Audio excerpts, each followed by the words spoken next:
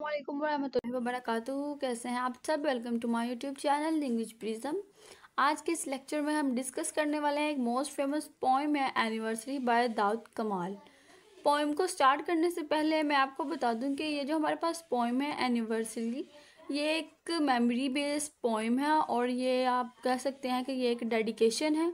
उन्होंने अपनी वाइफ की डेथ एनिवर्सरी पे ये पोइम लिखी है दाऊद कमाल ने, क्योंकि जो उनकी वाइफ थी ना, उनका कार एक्सीडेंट हुआ था और उनकी डेथ हो गई थी। तो उनकी डेथ एनिवर्सरी पे उन्होंने ये पोइम लिखी थी और उनको डेडिकेट भी की थी। तो स्टार्ट करते हैं आज की जो हमारी वीडियो है। Typical terrain but the heart remembers. अब यहाँ पे हमारे पास जो फर्स्ट वर्ड है कैस्केडिंग बैक। कैस्केडिंग का मतलब है अ सीरीज ऑफ इवेंट्स जो आपको आपके पास्ट की याद दिलाते हों या आपको अपने पास्ट की तरफ लेकर जाते हों। यानी कि बहुत ज़्यादा इवेंट्स हैं, आप उनको रिमेंबर कर रहे हैं और बार बार जो है वो अपनी मेमोरी को याद कर रहे हैं। Over a difficult terrain. अब यहाँ पे वो कह रहे हैं कि बहुत ही ज़्यादा जो मुश्किल वक्त था, बट दी हार्ट रिमेंबर्स, लेकिन जो मेरा दिल है वो उसको बार बार याद करता है। यानी कि जो मुश्किल वक्त है, बहुत ज़्यादा मुश्किल वक्त था, वो गुज़र चुका है, लेकिन फिर भी जो मेरा दिल है वो उस वक्त को या उस सफ़र को बार बार याद करता है। Wait stones. वेट स्टोन्स थे यानी कि पत्थर जो थे वो गीले थे, बारिश की वजह से वो गीले थे। Conscious of their lineage.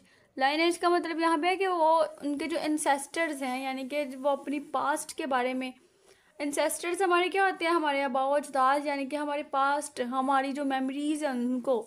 तो वो उनकी मेमोरीज को जानते थे, उनके पास्ट के बारे में जानते थे, क्योंकि वो वहाँ पे रह रहे थे। तो वो जो स्टोन है वो भी उनको जानते थे। The chopped up moon. Chopped up moon क्या होता है? हमारे पास half moon in paddy fields. ऐसी फसल जिसमें चावल की जो फसल हो उसको कहते हैं पैडी फील्ड्स। और forest love has blood my site. Forest love जो है ना, इसका मतलब है एक प्रोटेक्टिव एक्टिव लव जो है उसको कहते हैं फॉरेस्ट लव। ये ना कोई रोमांटिक लव नहीं होता, यानी कि इसमें जो दोनों चीज़ें हैं वो हमारे पास आ रही होती हैं कि एक साइड पे बहुत ज़्यादा गुस्सा भी है तो दूसरी तरफ मोहब्बत भी आ रही है। अब वो कह रहे हैं कि वो जो मोहब्बत थी उसने क्या किया है कि जो मेरी आई साइट है उसको ब्लर कर दिया है। And burn the lines of, और जो लाइन्स थी उसको जला दिया है। अब यहाँ पे देखें, ये जो लाइन है हमारे पास, बर्न द लाइन्स ऑफ, तो इस लाइन को समझने के लिए हम सेकंड जो लाइन है उसको रीड करेंगे। दी पाम्स ऑफ माई हैंड्स, यानी कि जो उनकी हाथ की लकीरें हैं उनको भी ख़त्म कर दिया है। तो इसको हम कहते हैं इंजाबमेंट, यानी कि फिगर ऑफ स्पीच जो यहाँ पे यूज़ हुआ है इंजाबमेंट को यूज़ किया गया है। अब वो कहते हैं वो जो फारस लव था उसने क्या किया, उसने मेरी आई साइड जो है उसको ब्लर कर दिया है और जो मेरे हाथों की लकीरें थी उनको भी जला दिया है। यानी कि वो यहाँ पे बात कर रहे हैं अपनी वाइफ के बारे में, क्योंकि उनकी जो वाइफ है उनकी डेथ हो चुकी है। अब वो उनको याद कर रहे हैं, अपनी जो पास्ट मेमोरी है उसको याद कर रहे हैं, यानी इवेंट्स को याद कर रहे हैं। तो वो कह रहे हैं कि अब जो मेरी हाथ की लकीरें हैं ना वो भी ख़त्म हो गई हैं, क्योंकि जो उनकी लाइफ पार्टनर है वो उनके साथ नहीं है। आई हैव ड्रंक एस, यहाँ पे सॉरी आना था एक्रिड मिल्क।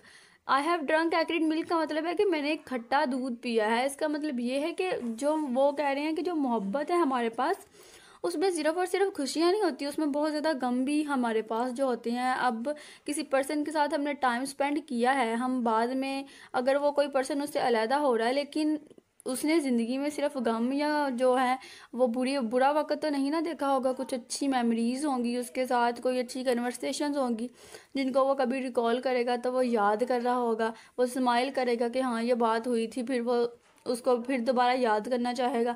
तो यहाँ पे वो वही बात कर रहे हैं कि जो उनकी लाइफ है उन्होंने उसमें बहुत ऐसे इवेंट्स देखे हैं, यानी कि अप्स एंड डाउन्स को बर्दाश्त किया है, उसमें जो उनकी मोहब्बत है वो भी बात कर रहे हैं।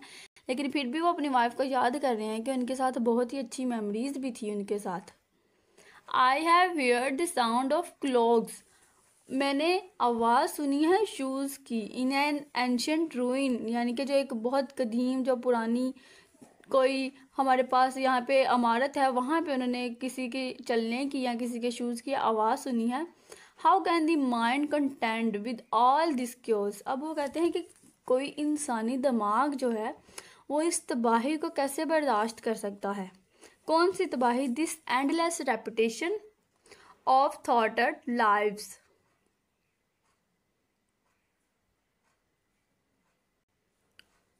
किस तबाही को? दिस एंडलेस रेपुटेशन ऑफ थॉटेड लाइव्स, यानी कि वो कह रहा है कि ऐसी ज़िंदगी जो बिल्कुल नाकाम हो।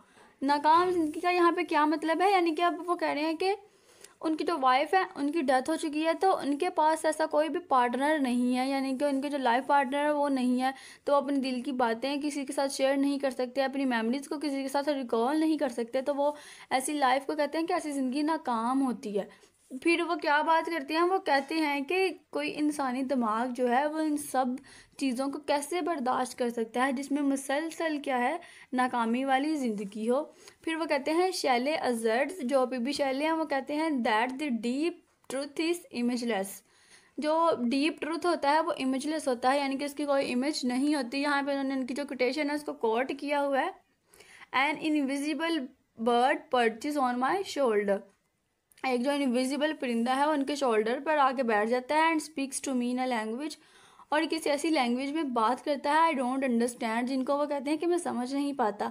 फिर क्या है, Ashes and dust I am only a word Smith. फिर वो कहता है कि ये जो मंजर है सारा वो एशिज और डस्ट में हट जाता है, और फिर एंड पे कहती है कि मैं तो सिर्फ एक वर्ड स्मिथ हूँ। वर्ड स्मिथ हमारे पास एक ऐसा पर्सन है जो जो अल्फाज के साथ खेल सकता हो, यानी कि जैसे कोई राइटर, तो वह कहता है मैं तो, वो कहते हैं कि मैं तो सिर्फ राइटर हूँ। अब यहाँ पे जो पूरी पोएम है उसमें वो इवेंट्स को, उनको अपनी मेमोरी को रिकॉल कर रहे हैं और अपनी वाइफ को याद कर रहे हैं। फिर वो कहते हैं, इनकी जो टोन है वो नॉस्टैल्जिक है, यानी कि वो अपने पास्ट को याद कर रहे हैं कि अपनी लाइफ में उन्होंने जो टाइम अपनी वाइफ के साथ स्पेंड किया है वो बहुत अच्छा था। और वो कहते हैं कि मुझे ऐसे लगता है कि कोई जो परिंदा है वो आके बैठ रहा है शोल्डर पे और वो किसी ऐसी लैंग्वेज में बात करता है जिसमें वो समझ नहीं पा रहे। तो यहाँ पे वो अपनी वाइफ को ही बता रहे हैं कि जो उनकी वाइफ, उनको लगता है जैसे उनकी वाइफ उनके पास आती है, उनको कुछ कहना चाहती है, लेकिन वो अंडरस्टैंड नहीं कर पाते, और बाद में क्या होता है, मंजिल हट जाता है, यानी कि हर चीज़ ख़त्म होती है।